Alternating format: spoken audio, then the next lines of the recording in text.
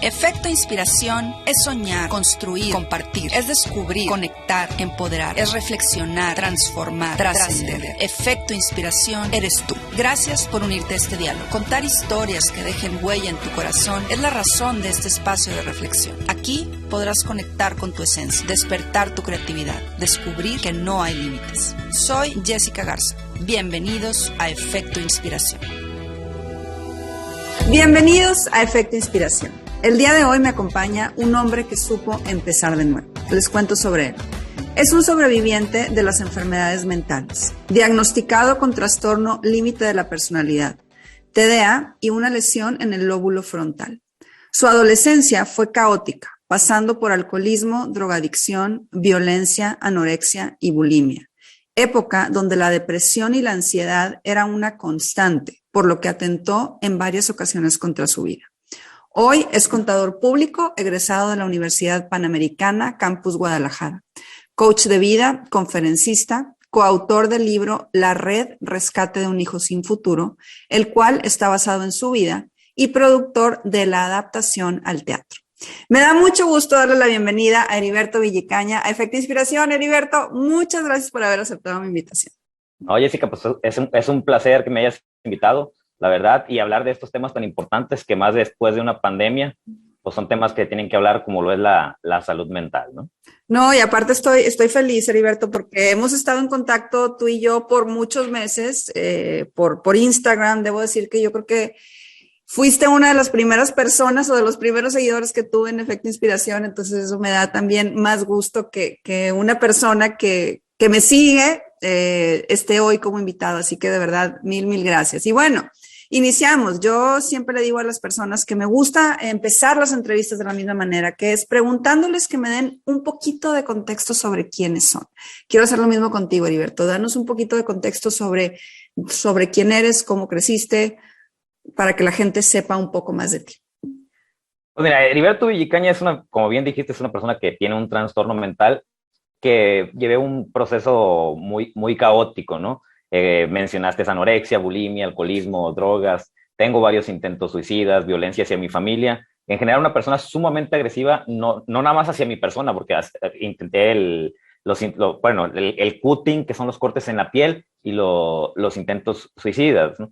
Pero, contrario a lo que se pudiera pensar, vengo de una familia llena de amor. Entonces, tuve una infancia muy corta porque siento que me brinqué esa etapa muy rápido, pero fue una infancia muy feliz, una infancia donde padres presentes, un matrimonio ejemplar, contrario a lo que se pudiera pensar escuchando el antecedente, ¿no? Yo, de hecho, por eso quise hacer pública mi vida en el libro La Red, Rescate de un Hijo sin Futuro, porque normalmente hay muchas historias de éxito, pero las historias vienen de un entorno familiar, no sé, padres separados, adicciones, maltrato familiar, y en mi caso fue todo lo contrario. Es por eso que se empezaron a dar cuenta que algo no estaba bien. Te mencionaba que mi infancia fue una infancia muy buena, llena de amor, padres presentes, el matrimonio de mis papás, un matrimonio ejemplar, admirable, papá y mamá presente, porque muchas veces dicen que la mamá es la que educa y el papá es el que provee. Aquí en mi caso, los dos estuvieron a cargo de la educación, de los valores, de formar lo que en un futuro me iba a ayudar a poderle dar el giro de vida, ponerme el ejemplo, ¿no? Fue una infancia muy bonita, pero me la brinqué muy rápido. A muy temprana edad, pues empecé con las adicciones, el libro que yo publiqué. Una cosa es, yo fui diagnosticado con el trastorno límite de la personalidad, como bien lo dijiste. El libro no nada más está basado en mi testimonio, porque una cosa es cómo lo vive el enfermo y otra cosa es cómo lo vive y lo sufre todo el entorno, toda la gente que lo rodea. Entonces me dediqué a recabar testimonios tanto de mis papás, maestros, coordinadores, exparejas, y en el testimonio que me mandan mis papás dicen que ellos desde los 6 años empezaron a ver que había momentos de explosividad injustificados, que para la gente eran berrinches, pero mis papás decían, oye, no es normal que se esté comportando de esta manera, y desde ahí empezaron a tomar cartas en el asunto, ¿no? Me empezaron a ayudar con psicólogos, Llega la adolescencia, con el psicólogo me rehusé a cooperar, no me sacaba palabras y pues si alguien no coopera es imposible ayudarlo. Llega la adolescencia y ese trastorno fue cuando ya se potencializa y el berrinche de un niño, ahora que te lo haga un niño ya de 11 12 años, pues ya el daño era mucho mayor.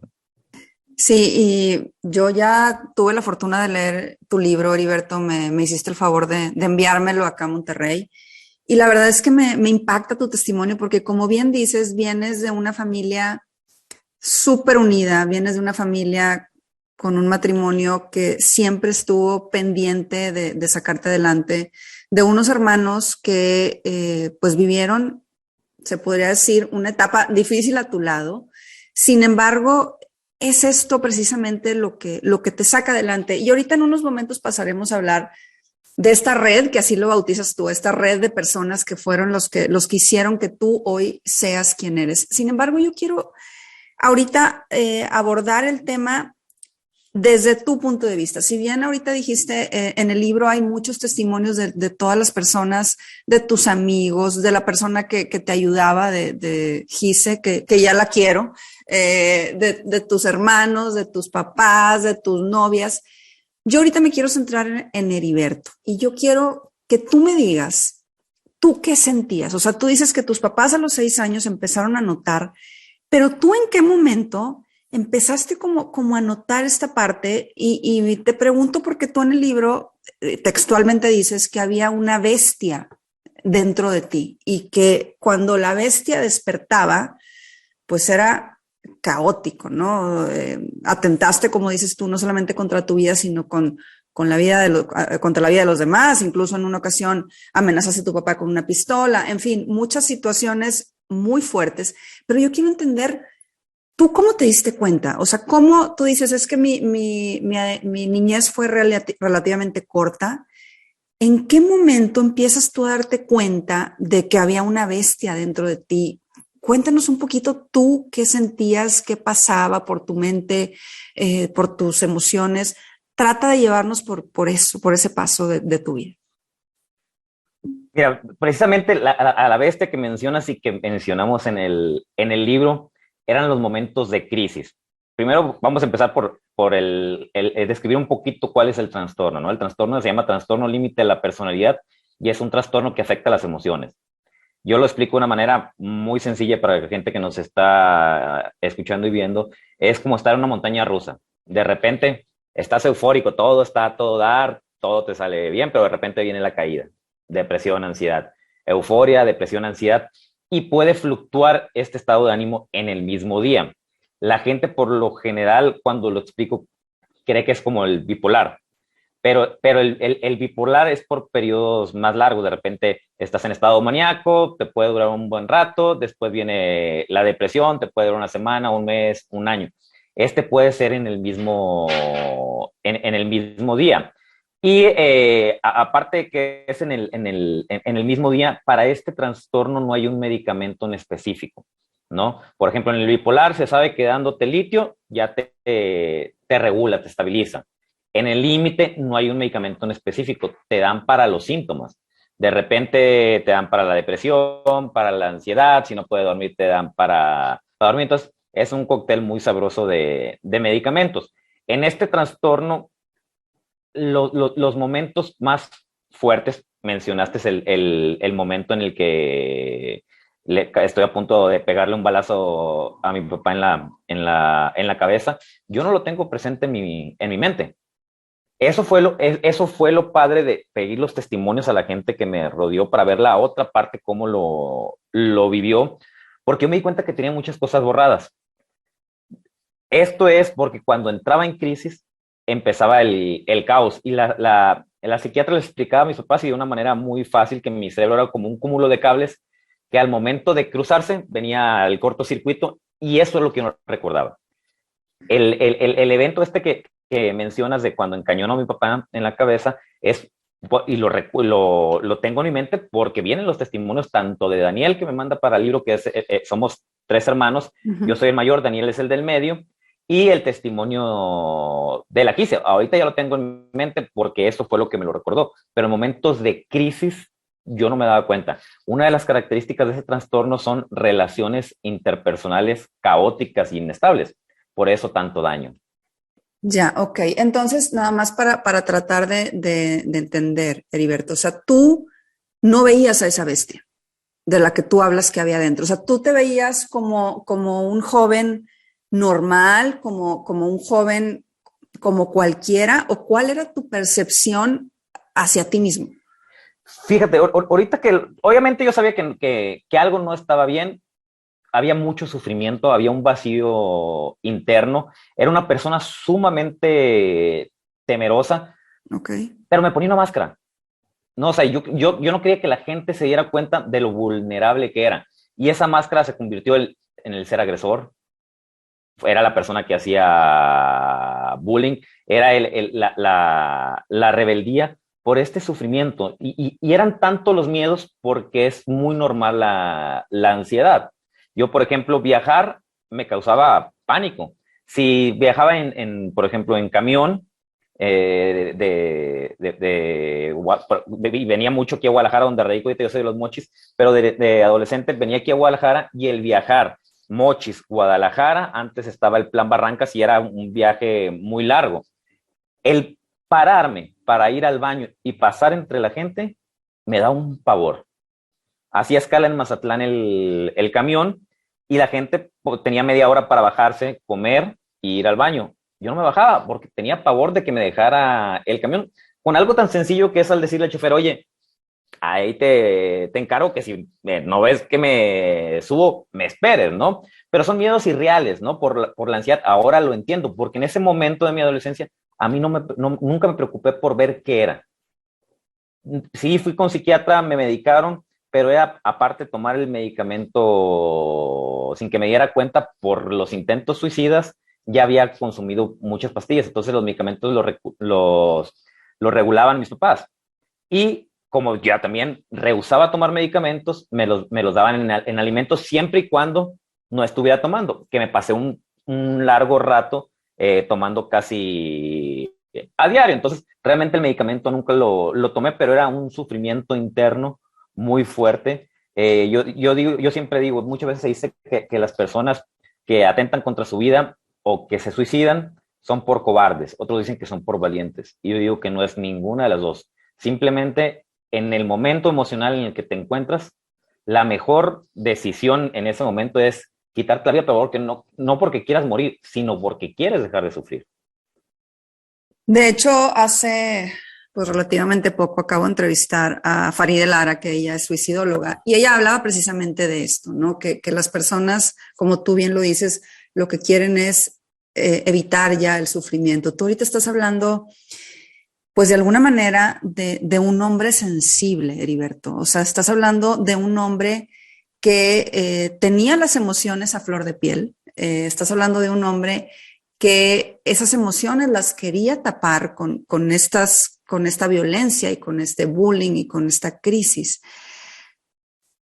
¿Cómo crees tú que tus emociones te hablaban? O sea, mi pregunta va, ¿cuál era tu objetivo como de esconderlas? ¿Por qué una persona que está con problemas de salud mental tiene dificultad para poder identificar este tipo de emociones que ahorita tú nos platicas? Cuéntanos un poco de eso. Digo, la salud mental sigue estando muy estigmatizada, ¿no? Se ha abierto un poquito más a raíz de la pandemia, pero es por falta también de información, ¿no? Mis papás empezaron a buscar una manera de que me llegaran los mensajes, ¿no? Porque ellos no podían comunicarse conmigo, ¿no? Entonces, sí era épocas de mucho sufrimiento, pero también no recibía la ayuda, no la quería aceptar en cierto momento. Yo sabía que algo no está bien. Y dijiste, oye, si eres una persona muy emocional, gente me ha escrito, de que me conoció de antes, que decían, el Eri es un arma de dos filos. Por las buenas es el hombre más bueno, más buen amigo, más bondadoso, pero por las malas es un hijo de la fregada, ¿no? Y era por esto, o sea, por las malas era cuando entraba en crisis, cuando hacía daño. Entonces, después de que venía esta crisis, hay un evento ahí en el libro, no sé si lo recuerdes, que estoy en las escaleras de la casa, en el pasillo de descanso para seguir subiendo al segundo piso, donde 40 minutos tiro golpes y termino agotado, dormido. Me estuvieron tratando de traer mi hermano, mi papá, un tío, un primo, y no podían. Yo escupiendo, tirando golpes, y eso tampoco lo tengo en la mente, ¿no? Entonces, pasaba la crisis y ¿qué pasaba? Venía Eri, hiciste esto. Y venía, si ya traigo un problema emocional de fábrica, ahora agrégale todo lo que hice. El remordimiento de conciencia y la cruda moral, pues era muy fuerte. Entonces, ¿qué pasaba? Pues lo canalizaba con el alcohol y me ponía esa máscara de rebelde, que la gente creyera que mi estado natural era el Eri agresivo, para que no se dieran cuenta de lo vulnerable que era, pero así me catalogaba muchas personas como un arma de doble filo. Y ahorita que hablas precisamente de esta situación del remordimiento de conciencia y de tratar de aliviarlo con las salidas como el alcohol, como no sé si las drogas también, creo que en el libro mencionabas algo de drogadicción también. Ahora que ya estás consciente, y ahorita pasaremos al cómo te rescatan y cómo logras ser quien eres, pero ahora que ya estás consciente y que te das cuenta que de alguna manera pues le arruinaste la vida a ciertas personas, sabemos que el bullying es una situación que le puede cambiar la vida a los jóvenes. Hay ahí algún otro testimonio en el libro de Quique, que no lo quiero, pues no quiero hacer un spoiler para que la gente lea tu libro, pero... Mira, a mí podemos hablar de lo que quieras del libro, por mí no hay ningún problema, porque a alguien le puede llegar, servir. bueno. Si alguien quiere comprar el libro, que lo compres y perfecto. No hay problema. Bueno, ahí, por ejemplo, en esa parte de Quique, recuerda, dime si estoy bien o mal, es un amigo de tu hermano, y tú lo sostienes como del cuello, como que lo estabas ahogando, y pues él queda muy asustado, se va corriendo y al parecer alguien como que lo atropella. Eso logro entender en el libro. Entonces, y él muere. Cuando tú te das cuenta de todas estas situaciones, Heriberto, o sea, cuando tú te das cuenta de este daño que hiciste sin estar consciente, ¿cómo logras perdonarte y que te perdonaran? ¿Cómo es ese proceso de decir, no lo hice con intención, no lo hice conscientemente, lo hice, esa bestia que está, que es presa mía, lo hice por esta situación de enfermedad que tengo? Pero ¿cómo se puede lidiar con esa parte de la culpa que tú nos decías, y también lo dices en tu libro, que es lo que en muchas ocasiones te llevó a quererte quitar la vida? Cuéntanos un poco de esa parte. Pues fue un proceso, y por eso hice pública mi vida, ¿no? Porque aprendí a perdonarme de todo lo que hice, y tuve la oportunidad de pedir disculpas a la gente que en determinado momento llegué a lastimar. En el caso de Quique que mencionas, sí fue un evento que me impactó mucho. Ha de haber sido cuando yo tenía 11, 12, 13 años, y me impactó tanto, y por mucho tiempo me sentí culpable. De hecho, hubo como un mes, 2 meses que me dormía con mis papás porque no podía dormir, hasta que un día me agarró de valor y pedí disculpas porque pasaba por su casa en la bicicleta, y me acuerdo que volteaba a su ventana y lo veía riéndose. Y me acuerdo que un día me armé de valor, me paré a su ventana y viéndolo a él, le pedí disculpas. Yo sé que era mi inconsciente, ¿no? El que me estaba jugando chueco, pero fue la manera que hice para sanar eso. Al momento de pedirle disculpas ya me tranquilicé. Y obviamente entendí que no era mi culpa. Sí entendí que fue una persona que no actuó de buena manera. Pero todo esto ha sido un proceso, el aprenderme a perdonar por lo que hice ha sido un proceso, y todo este proceso detona cuando en una ocasión me acuerdo que yo me encontraba alcoholizado, me encontraba drogado y me había peleado con una expareja. Y yo ya cansado de hacer daño a la gente, que nada más lo único que hacía era brindarme amor, porque cuando les dan el diagnóstico a mis papás de que lo mío era un trastorno, les sugirieron que me internara en un psiquiátrico.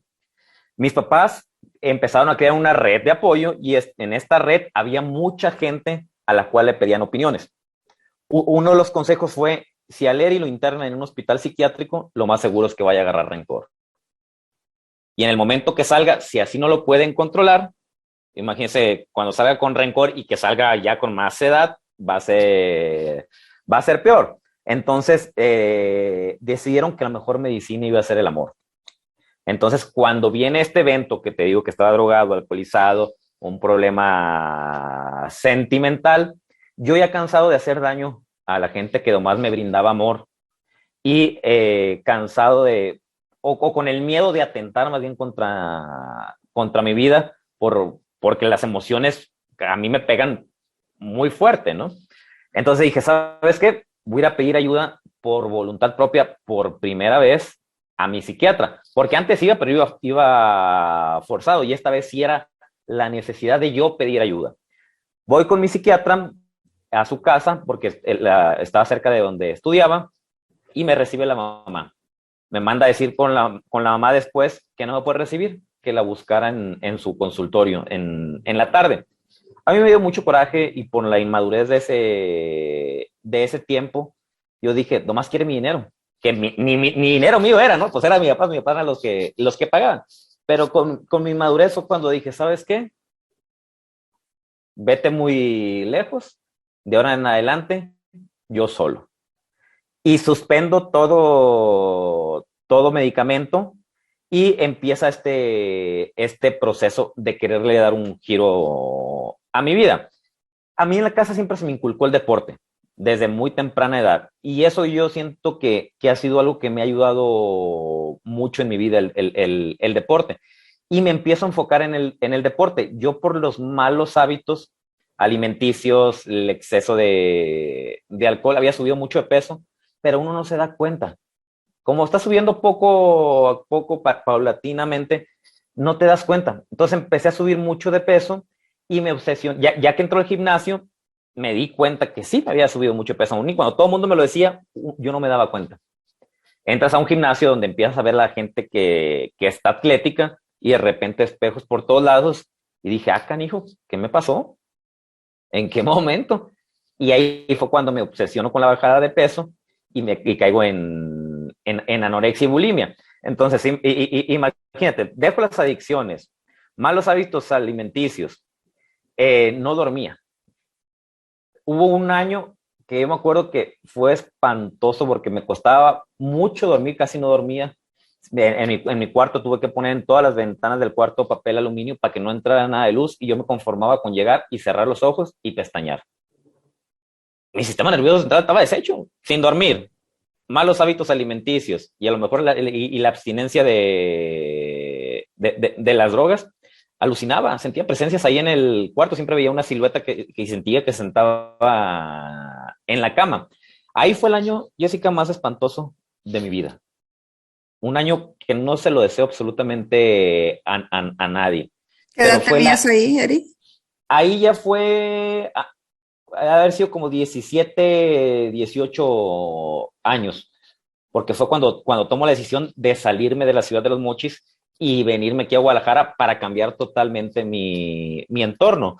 Pero te mencionaba que fue el peor año de mi vida, pero fue el año en el que aprendí a amarme, en el que aprendí a valorarme, en el que aprendí a dejar de justificarme en la enfermedad, porque sí, tengo un trastorno, pero lo fácil es decir, ¿sabes qué?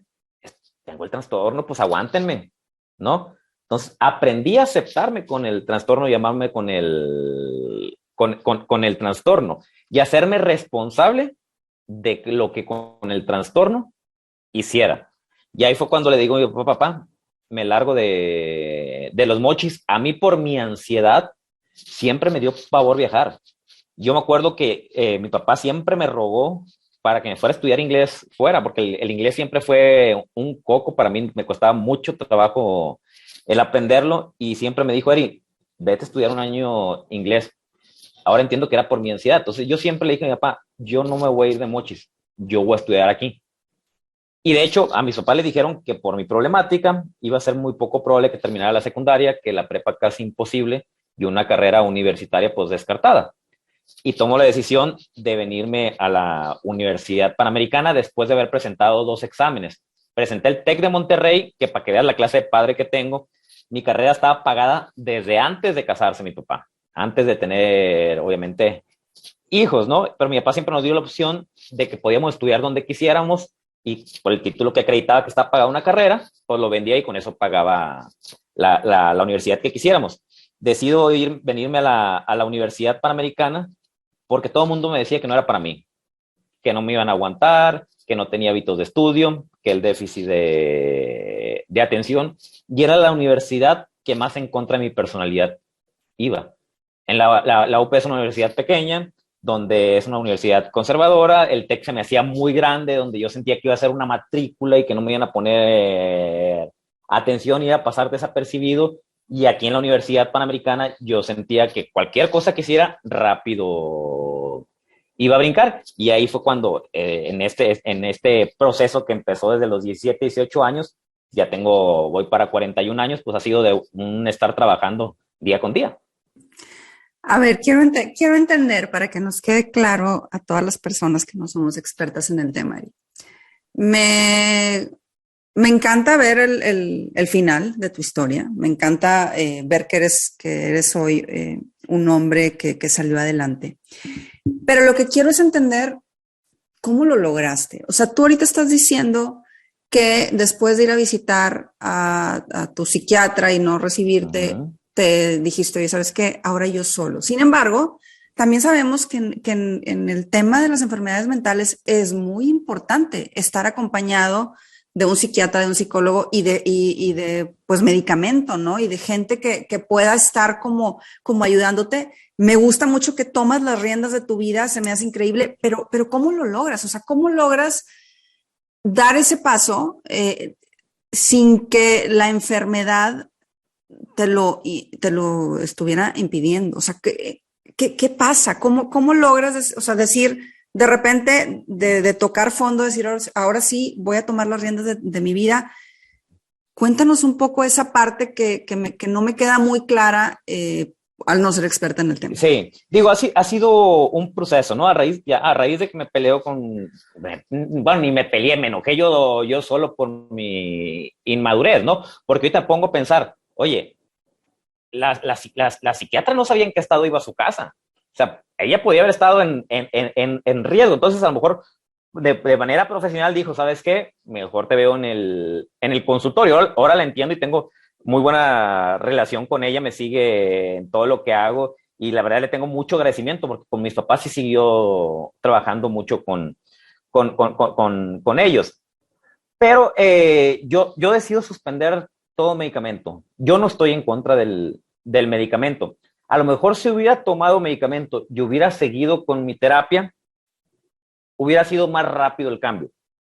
No, porque yo corrí un riesgo. Imagínate, venirme de los Mochis a Guadalajara a vivir solo con mis problemas de ansiedad, con el trastorno donde te afecta las emociones, donde las depresiones, la ansiedad es una constante y ahora cambia tu entorno, pues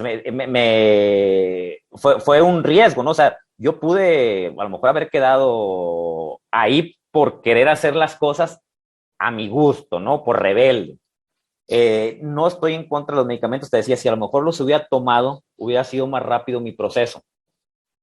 Pero a lo mejor no estuviera aquí platicando contigo. O sea, ¿cuál es tu recomendación? O sea, porque entonces quiero entender para la gente que a lo mejor nos está escuchando y tiene un problema de una enfermedad mental, ¿cuáles son esas herramientas entonces que se necesita para podernos sobreponer y salir adelante? lo primero que tienes que hacer es aceptar que tienes una problemática, ¿no? Ya, aceptas que tienes la problemática, ahora hay gente que me dice, oye, no, yo no tuve la red de apoyo que tú tienes. Ok, crea tu red. Ve con los especialistas de salud mental y si te tienen que dar medicamento, toma medicamento. No pasa absolutamente nada. Cuando mucha gente llega a mí a sesiones y llega porque está harto de los especialistas. Y yo les digo, a ver, estás en un estado anímico el cual no es adecuado y no te permite darte un clavado internamente, ¿no? En esto que tuve que hacer para dar un cambio fue a lo que se le llama ahora inteligencia emocional. En aquel tiempo yo no tenía la teoría, lo aprendí a base de golpes, que fue el autoconocimiento, el aprender a conocerme. A ver, ¿qué es lo que me detona? Por ejemplo, un ejemplo muy claro aquí cuando vine a Guadalajara, cada vez que salía de antro, terminaba agarrándome a golpes y terminaban sacándome. Ah, ok. A ver, voy a analizar esta situación. Cuando voy al antro, la música me altera, me estresa, la música a todo volumen. Ok, ahí pues ya es un foco de alerta. Ok, que me estén empujando, me molesta. Y el antro está saturado de gente. El tener la música a todo volumen y el no escuchar la plática no me gusta. Entonces, había muchos focos rojos que me estresaban y que me podían detonar. ¿Sabes qué? Pues ya no voy de antro. Entonces, empecé a ver cuáles eran mis detonantes. Digo, autoconocimiento, autocontrol, pues al conocerme, ya sé qué tengo que hacer para no detonar, anticiparme a los eventos. Yo, por ejemplo, un ejemplo ahorita, yo soy una persona que en aquel tiempo era sumamente celosa y posesiva. Hoy tengo una hija, ¿no? Y desde ahorita yo me la imagino con su pareja programándome, porque yo no quiero que mi hija sea una niña, una mujer infeliz por culpa de su padre. Entonces, empiezo a visualizar y empiezo en el momento a sentir emocionalmente como si lo estuviera viviendo real. Y en mi imaginación empiezo a trabajar el cómo lo voy a manejar. Y va quedando, me va quedando grabado en mi inconsciente. Es como yo he aprendido a manejar eso, ¿no? Y la automotivación. El que me digan no puedes, en lugar de permitirme que me dé para abajo, lo utilizo como un motor. Yo amo que me digan no puedes, no lo vas a lograr, no es para ti. Eso me motiva como no tienes idea. Y hago todo lo que está de mi parte para convertirlo en un sí. Y si de plano sigue siendo un no, me quedo con la satisfacción de que por lo menos lo intenté. Y me queda claro que eres un hombre que hoy se conoce muy bien. Y creo que tu historia, pues es una historia diferente, Heriberto, porque es una historia donde de alguna manera tocas fondo y sí tienes esta red de apoyo y sí tu familia juega un papel fundamental, pero el que toma las riendas de su vida y el que toma la decisión y el que sale adelante eres tú. Obviamente, claro, súper apoyado por esta red que construyó toda tu familia, pero me llama mucho la atención esa parte, o sea, me llama mucho la atención el decir, pues yo con los medicamentos no, me llama mucho la atención eso de decir, bueno, fue el peor año de mi vida, el tocar fondo, el que tú hayas podido salir de temas, además de lo mental, del alcoholismo, de la drogadicción, de la anorexia, de la bulimia, me llama la atención. Creo que es una historia donde tu autoconocimiento y tu tenacidad te llevaron a donde estás hoy, en este momento, en este lugar. Volviendo al tema de esta red, que principalmente la abanderaron tus papás, tu papá y tu mamá, que estamos tratando de convencer a tu mamá para que nos platique la parte de su historia, ojalá que lo logremos. ¿Qué les dices hoy a ellos? O sea, ya que tienes tú como todas estas herramientas y que tienes este control y que te aceptaste, ¿qué le dices hoy a ellos por nunca haberse rendido y por haberte rescatado con ese amor, con esa manera pues sí, de decir es nuestro hijo y hasta las últimas consecuencias con él. Digo, quiero empezar para decirte, o sea, soy humano, cometo errores y diario trabajo en mí. Esto es un trabajo de día a día. Sigo con ansiedad, me siguen dando miedo, pero ¿qué hago? Ya he aprendido a ver, ya me está agarrando ansiedad. Por ejemplo, antes exponer me daba pavor. Yo prefería en la universidad que me reprobaran antes de pasar a exponer. Ahora entiendo que era mi ansiedad. Entonces ahorita doy conferencias y yo, ¿qué hago? Ya trato de no pensar antes de tiempo, ¿no? En otras ocasiones me llegan a dar miedos por otras cosas y digo, a ver, ¿cuántas veces mi mente me ha querido traicionar, me ha querido sabotear, generándome estos miedos? ¿Y qué ha pasado? No ha pasado nada. Entonces volteo a ver cuando tengo miedo mis éxitos, mis logros. Y eso me motiva para seguir enfrentando el tope que tengo enfrente, ¿no? Y a mis papás, obviamente, estoy sumamente agradecido por la labor que hicieron como padres. No se nace sabiendo ser padres, probablemente cometieron errores, pero no los tengo en mente, ¿no? A lo mejor ellos sabrán si cometieron algún tipo de error en esta idea adecuando fórmulas para ver cómo iba a ser la manera de llevarme. Yo, para mí, Heriberto Villicaña, creo que lo hicieron de la mejor manera posible. Estoy eternamente agradecido, los amo con todo mi corazón y los amo por haber hecho lo que tenían que hacer, ser padres. Ser padres. Así debería de ser todos los padres. Sí, no nacemos sabiendo ser padres, pero más ahorita en la actualidad, con toda la información que hay en redes sociales, ahorita ya no es justificación para investigar qué es lo que está pasando con nuestros hijos. Me ha tocado atender casos muy tristes. Por ejemplo, en una ocasión me contactan para decirme que si podían dar mi teléfono a una persona que tenía una hija con el mismo trastorno que yo y que ya no hallaba qué hacer. Y yo, claro, pues ya sabes que a eso me dedico. Le digo, después de unos meses me vuelvo a topar a esta persona que me pidió el teléfono y le pregunto, oye, ¿cómo le va a tu amiga con su hija? Y me dice, no aguantó, la entregó al DIF. Entonces, imagínate una niña que tiene el mismo trastorno que yo, un trastorno que te afecta las emociones, este trastorno por lo general puedes nacer con él, pero ocupa un detonante y el detonante puede ser un evento traumático. En la mayoría de los casos que me he enterado ha sido abuso sexual. En mi caso, yo no tengo detectado cuál fue el detonante, ¿no? Pero me pongo a pensar, oye, pobre de la niña, ¿qué va a hacer de ella?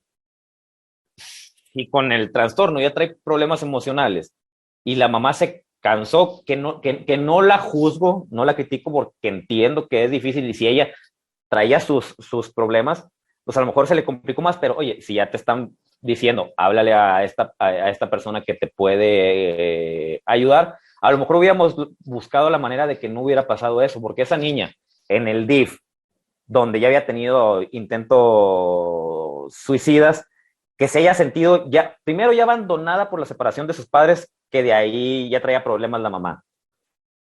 Ahora con la mamá sola, con la hija con el trastorno, pues tronó y no aguantó tanta presión. Entonces, ¿qué va a hacer de esa niña? Ojalá, mejores deseos, que todo salga bien, pero ahí ya traía otra guía de abandono. Sí, la verdad es que la paciencia de tus papás, el amor de tus papás es sin duda alguna ejemplar.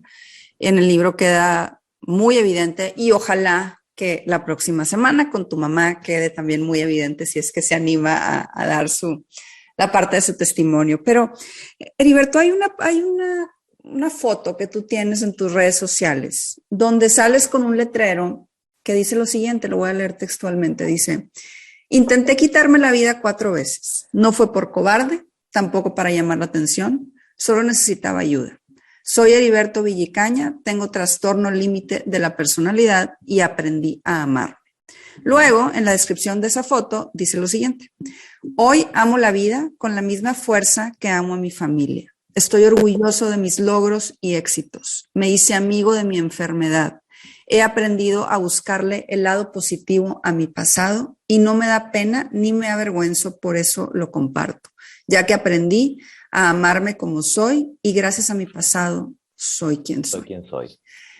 Yo, cuando leí esto, me quedé pensando y reflexionando sobre todo lo que aquí dices. Son cosas muy fuertes. Hablas de quitarte la vida, hablas de amarte como eres, hablas de hacerte amigo de tu enfermedad y dices que gracias a tu pasado eres quien eres. Estoy totalmente de acuerdo. O sea, claro, todas las personas somos lo que somos por lo que hemos vivido. Pero yo quiero saber quién eres hoy. ¿Quién soy hoy?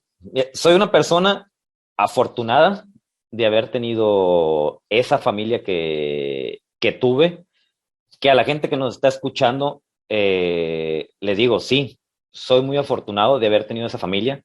Mi familia me ayudó mucho de manera sin que yo me diera cuenta. Yo siento que me ayudó mucho a mantenerme lo más estable posible, a mantenerme vivo, para yo llegar al momento de agarrar conciencia y decir, ¿sabes qué? Eri, ahora te toca a ti.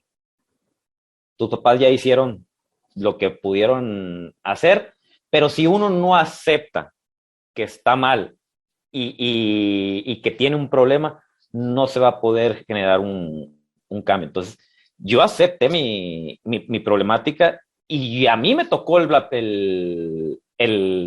trabajo interno, que no fue nada fácil. Entonces, en lugar de muchas veces como personas nos quejamos y nos estamos preguntando, ay, ¿por qué me pasó esto a mí? ¿Por qué? Porque en un modo de víctima, estamos acostumbrados también culturalmente a ver las cosas de manera como víctima. Y yo dije, ¿para qué? ¿Para qué me pasó esto a mí? ¿Para qué me tocó la familia que me tocó? ¿Para qué viví todo lo que viví? ¿Para qué después de tantos intentos suicidas, de haber chocado contra un poste, de haberme metido en una casa en el carro, de haberme volteado a 160 en la carretera y no pasarme nada, dije, ¿para qué?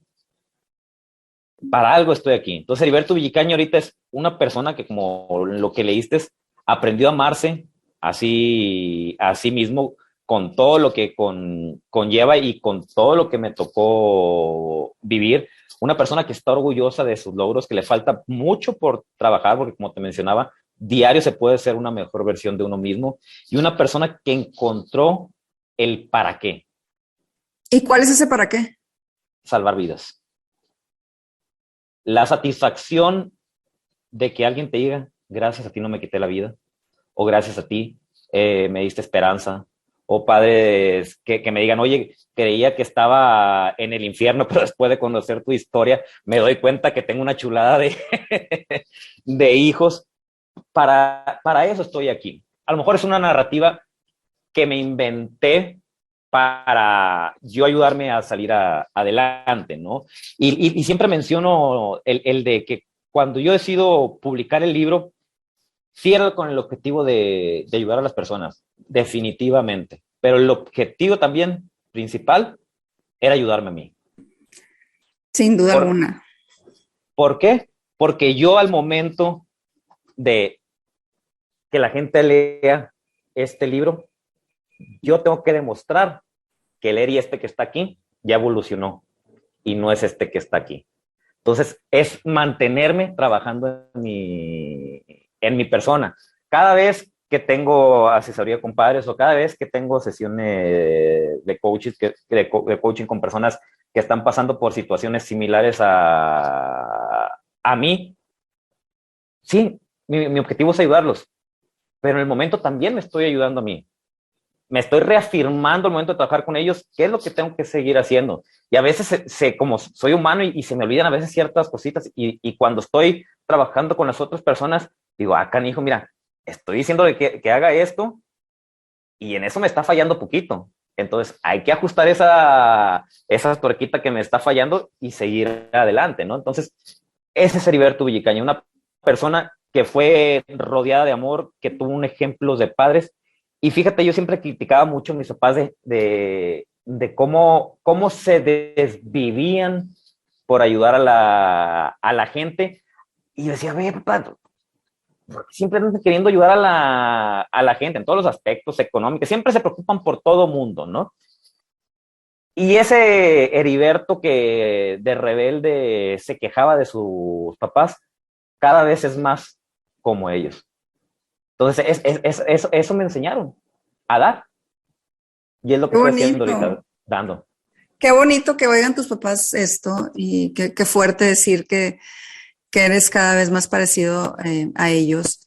Sigo pensando que la parte más difícil de toda esta situación que nos estás platicando es aceptar que tenemos un problema. Creo que ahí es la parte donde hay que trabajar mucho para tener, pues eso que tuviste tú para poder decir, sí tengo un problema, sí necesito ayuda. Tú ahorita decías, en mi caso, el tema del medicamento, bueno, ya no lo ocupé. Habrá gente que sí, pero creo que el tema principal es poder pedir ayuda. Desde tu punto de vista, ya con toda esta evolución, ya con todo este Heriberto diferente, ¿tú cómo crees que se debe abordar el tema de las enfermedades mentales hoy en día? Hablándolo, no estigmatizando, ¿no? Tenemos que entender que así como se enferma el cuerpo, también se enferma la mente. Desgraciadamente, por ejemplo, alguien se quiebra un brazo, te lo enyesan y toda la gente, o poniendo mejor con la pierna, te quiebras la pierna, te la enyesan y si la gente te ve con el yeso, te da la silla, tus amigos en qué te puedo apoyar, hasta te firman el yeso. Pero cuando es la mente, cuando alguien está en depresión, es juzgado, es criticado, pinche huevón, no hace nada. Las enfermedades de la mente no se ven, la depresión no se ve. Afortunadamente, ahorita con la pandemia, dentro de las cosas, de tantas cosas negativas que ha traído una muy buena, que se ha empezado a concientizar un poquito más sobre la salud mental. Gente que a lo mejor nunca había pasado por una depresión o ansiedad, ahorita en la pandemia lo vivió. Entonces, informar sobre la importancia de la salud mental, sobre las diferentes enfermedades mentales que existen. Crea campañas de pedir ayuda, de números de teléfono de emergencias. El pedir ayuda no te hace más vulnerable, no te hace más débil. Al contrario, te hace más valiente y más inteligente porque estás aceptando que tienes un problema y estás tomando el valor de pedir ayuda. Y a lo mejor te van a medicar. Me ha tocado trabajar con gente que primero llegan con los papás y ya estoy trabajando con ellos y digo, ¿sabes qué? Es importante canalizar con un especialista de la salud mental porque en el estado en el que se encuentra su hijo no puedo trabajar con él. La llevan con el psiquiatra, los medican y en este caso en específico que estoy platicando, me topo otra vez con los papás en la sesión y digo, ¿cómo va su hijo con el medicamento? No, fíjate que no lo está tomando porque mejor decidimos llevarlo con un chamán que le diera quién sabe qué, ¿no? El medicamento está muy estigmatizado, dicen, es que le va a causar adicción. Cada vez se investiga más sobre los medicamentos y el beneficio inmediato que vas a tener es mucho mayor que el no tomarlos. Entonces, ¿sí estás de acuerdo en los medicamentos? Yo estoy totalmente de acuerdo con medicamentos. Aunque tú lo hayas dejado, sí. tú dices, sí es una herramienta que hay que usar. Es lo que te mencionaba hace rato, Jessica. Yo lo dejé por rebelde, ¿no? Okay. A lo mejor si yo hubiera seguido asistiendo con la psiquiatra y tomando medicamentos, me hubiera evitado un friego de sufrimiento. Ya. Y a lo mejor mi cambio hubiera sido más rápido. Pero lo que te decía es que si a lo mejor yo lo hubiera hecho de esa manera, a lo Claro. mejor no estuviera haciendo lo que estoy haciendo ahorita. Totalmente, totalmente. Sí, sí, sí, sí. O sea, Entonces, me queda claro que tu camino fue así, sin embargo, estás de acuerdo en los caminos diferentes ujú. que existen para este tema de la salud mental. Y a los 17, 18 años fue cuando suspendí medicamentos. Hubo un momento aquí en Guadalajara. Yo tengo un restaurante. Bueno, ahorita tengo un negocio de comida, pero antes lo tenía restaurante. Lo tenía en grande. Ahorita por la pandemia, pues la obra de teatro se paró, las conferencias, todo. Y regresé con el negocio de comida, pero ahorita en algo chico, ¿no? Lo tenía ya un restaurante bar formal, ¿no? Y me acuerdo que hubo un momento en el cual me cayó mucha gente de una y me faltaron varios empleados. Entonces el restaurante era un caos. Yo estaba en la cocina preparando alimentos, checando que estuvieran mesereando, asomándome por la ventana para ver si alguien pedía algo, dándole instrucciones a los meseros. Me ganó el estrés y terminé aventando todo en la cocina. Tras, tras. En el momento hice conciencia y dije, la gente no tiene por qué estarme aguantando. Al día siguiente me pedí información a mi psiquiatra que me atendió en Los Mochis, que me recomendara una aquí en Guadalajara. Me fui con la psiquiatra, me medicó, estuve 3 meses medicado, pasó ya el evento, porque aparte andaba estresado por una sociedad que tuve, que no me funciona. O sea, había varias cosas que me detonaron, ¿no? El evento del restaurante, que fue mucha gente, que me faltó gente, fue ya como que el detonante, ¿no? Y dije, la gente no tiene que estarme aguantando. Me empezaron a medicar, pasaron como 2, 3 meses. Ya lo que me tenía estresado se calmó y dije, ¿sabes qué? Ya pasó este evento. Ahora sí vuelvo a suspender los medicamentos. Pero si en determinado momento siento que a Iberto Villicaña se le está saliendo de control las cosas, otra vez, con muchísimo gusto me voy con la psiquiatra. Voy a que me brinden la ayuda, que me den una ayudadita con medicamentos, porque la gente no tiene por qué estarme aguantando. Ya, qué bueno que lo dejas claro, qué bueno que lo dejas claro, qué bueno que lo especificas y qué bueno que nos puede quedar ya como totalmente, pues sí, clara tu postura al respecto. Te lo agradezco. Pero bueno, a ver. No, es fundamental. Sí, Yo cuando trabajo con las personas, yo al principio pensaba que no podía ayudar, ¿no? Y cuando publico mi libro, empecé a recibir muchos mensajes de gente pidiéndome apoyo. Y yo al principio les decía, oye, es que yo no soy ni psicólogo ni psiquiatra. Yo no soy especialista de la salud mental. Yo no te puedo ayudar. Y la respuesta de la gran mayoría era, estamos hasta la madre de especialistas que no nos entienden.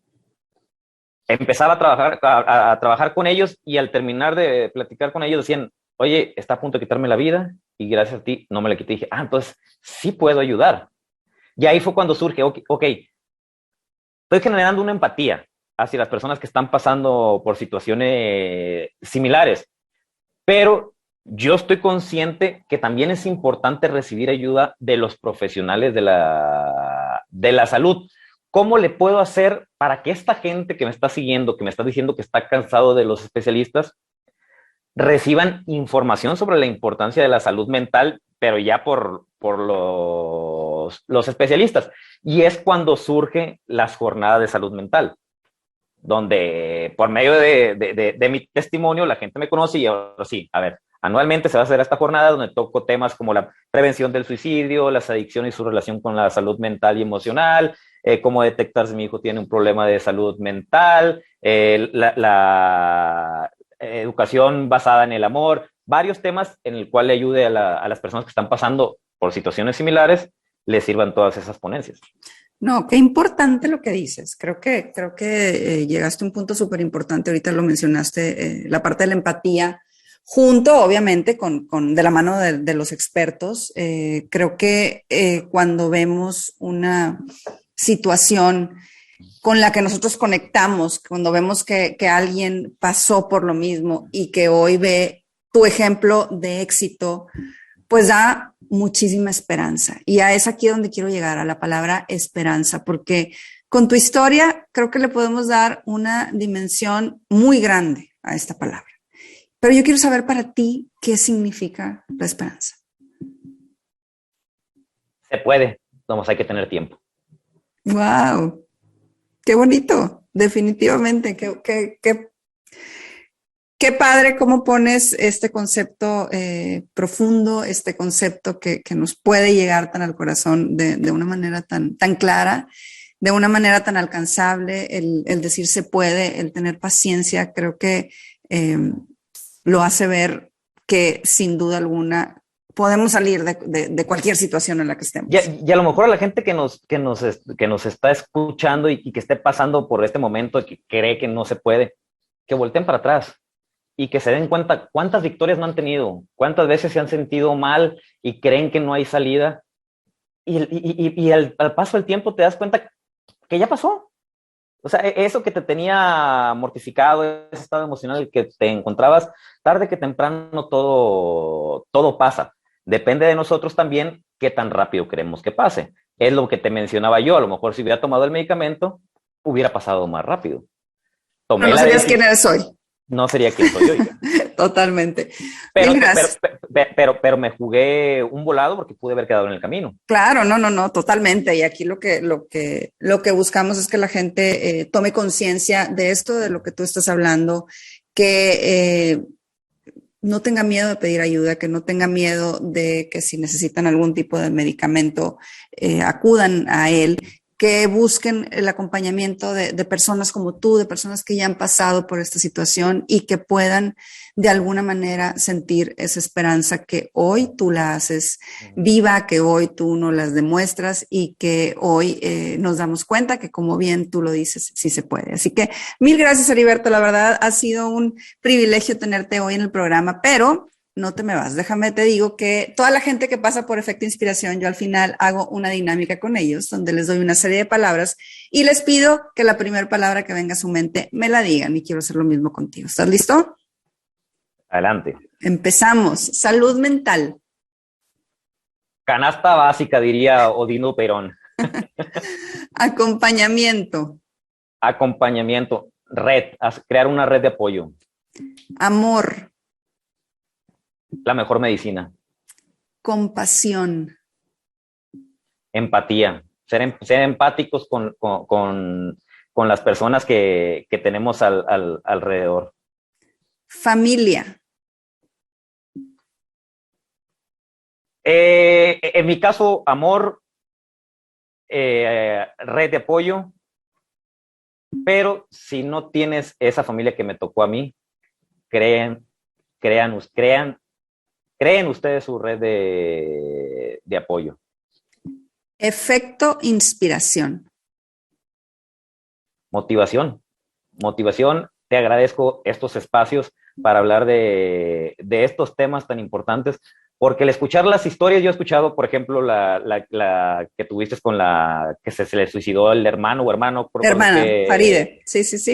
Son temas muy importantes, Jessica. Y la verdad, te agradezco que abras estos espacios para hablar de estos temas y de hablar de las cosas como son, de cosas que se están viviendo a nivel mundial, y tenemos que hablarlos y que se dé cuenta que la gente, que así como se enferma el cuerpo, se enferma la mente, así como cuando vas al doctor porque te duele el estómago y ya tienes días con el dolor, así es, vayamos cuando estemos mal de nuestras emociones con los especialistas de la salud mental. No, Heriberto, la agradecida soy yo por abrir tu vida, por estar orgulloso de quién eres, por hablar sin tapujos, por acompañar y por, como tú mismo lo dices, haber encontrado el para qué de esta situación, que es salvar vidas. Sin duda alguna, eso es Efecto Inspiración. Así que mil gracias de verdad por haber estado hoy conmigo en el programa. Gracias por tu testimonio. No sé si hay algo más que quieras decir. ¿Dónde te encuentra la gente antes de irnos? Algunas de tus redes sociales donde la gente pueda contactarte si así lo desea. La gente me puede buscar como en todas las redes sociales como Heriberto Villicaña Life Coach. Es Heriberto con H y Villicaña es con V y doble L. Heriberto Villicaña Life Coach. Y les dejo mi WhatsApp para cualquier cosa, que es el 3312 73 66 60. Perfecto, Heriberto. Muchísimas gracias de verdad por haber estado hoy en el programa. Gracias por la paciencia de haber encontrado ya por fin un espacio. Y gracias a todos ustedes que estuvieron hoy aquí con nosotros. Esto fue Efecto Inspiración. Te invito a que seas parte de la comunidad Efecto Inspiración. Suscríbete en mi canal de YouTube y sígueme en Instagram y Facebook. Nos vemos por ahí.